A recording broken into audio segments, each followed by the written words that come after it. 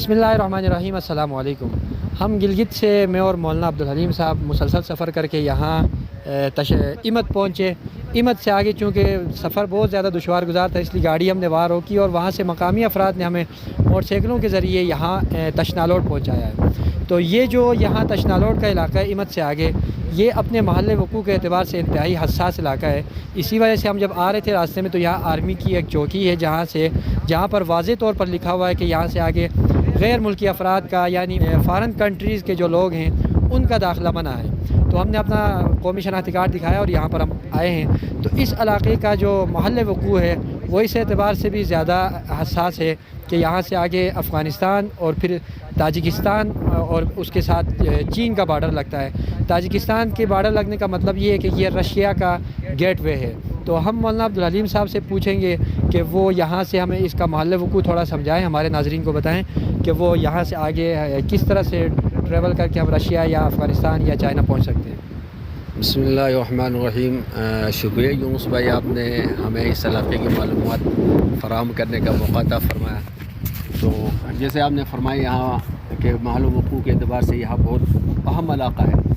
यहाँ जैसे आपने ख़ुद देखा इमत में हम आए, वहाँ से रास्ते की मुश्किलात की वजह से बाइकों पे हम आए। आगे आर्मी वालों की चेक पोस्ट पे हमारे शनाख्ती कार्ड लिए गए और वहाँ से हम यहाँ पे आए। ये तशनालोड का इलाका है।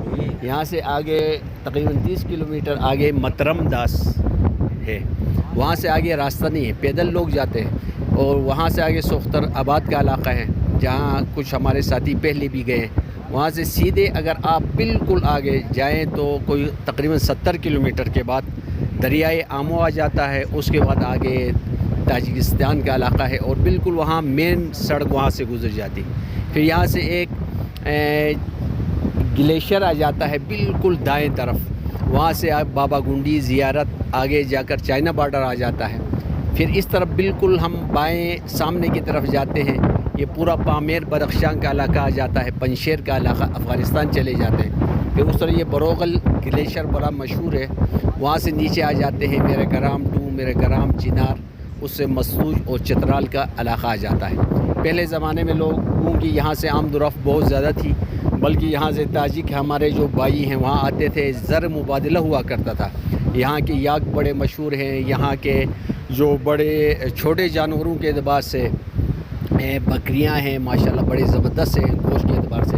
तो लोग यहाँ से चीनी चाय उनकी ज़रूरियात ज़िंदगी देते थे, वहाँ से जानवर यहाँ लेके आते थे। हाँ भाई यूनुस भाई मज़ीद ये जो मौलाना साहब ने दरियाए आमो का ज़िक्र किया है, ये मैं अपने नाज़रीन को बताता चलूँ कि दरियाए आमो दरअसल रूस और अफ़गानिस्तान के दरमियान में एक बाउंड्री लाइन है, बहुत मशहूर दरिया है जिस पर कई मुसन्निफ़ीन ने इस पर किताबें लिखी हैं। तो यहाँ से ये जो इलाका है आगे बरोगल पास आता है, उसके बाद आगे जाके वाखान की पट्टी आती है, उसके बाद फिर बदख्शां आता है। बदख्शां में जो एक वहाँ का सदर मकाम है जिसको जरम कहा जाता है।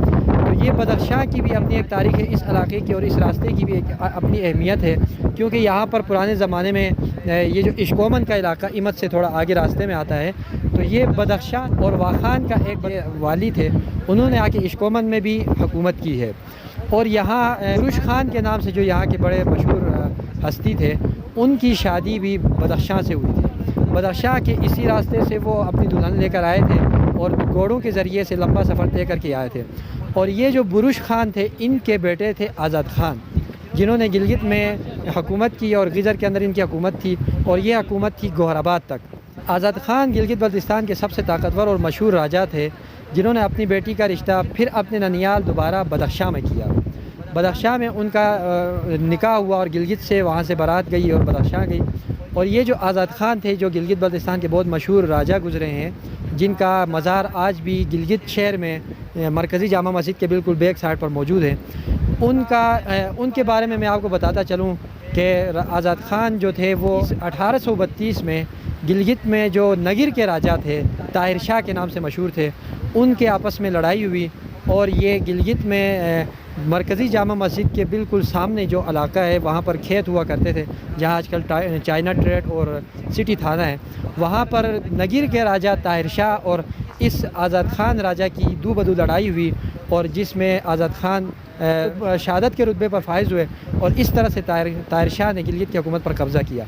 بعد میں اس آزاد خان کے جو بعد یہاں کے حکمران تھے راجہ گوہرمان، انہوں نے نگیر کے راجہ طاہر شاہ کا قتل کیا اور پھر اپنی حکومت کو غزر سے طول دے کر گلگت تک پہنچایا۔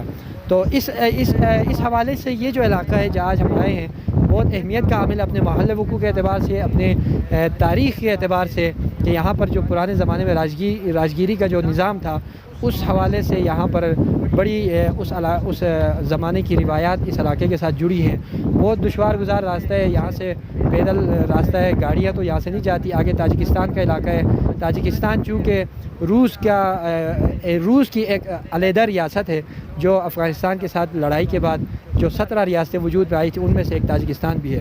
تو اس اعتبار سے اگر دیکھا جائے، جیسا کہ میں نے پہلے بھی کہا کہ تاجکستان کا بارڈر یہاں ہونے کا مطلب یہ ہے کہ یہ روس کا گیٹ وے ہے یہ علاقہ جو ہے۔ تو اور یہاں سے دریائے آمو سے دوسری طرف جائیں تو افغانستان کا راستہ شروع ہو جاتا ہے، افغانستان شروع ہو جاتا ہے۔ دائیں طرف مولانا صاحب نے بھی بتایا کہ تبت اور پھر آگے چائنا شروع ہو جاتا ہے۔ تو یہ بہت تاریخی اہمیت کا حامل علاقہ ہے جو مولانا صاحب کی سربراہی میں یہاں ہم آئے ہیں ان کی معیت میں۔ تو بہت ہی مطلب یہاں کے لوگوں نے بہت ہمارے ساتھ ہماری مہمان نوازی کی اور بہت ہم نے یہاں پر انجوائے کیا۔ یہاں کے دل موہ لینے والے مناظر ہم نے دیکھے۔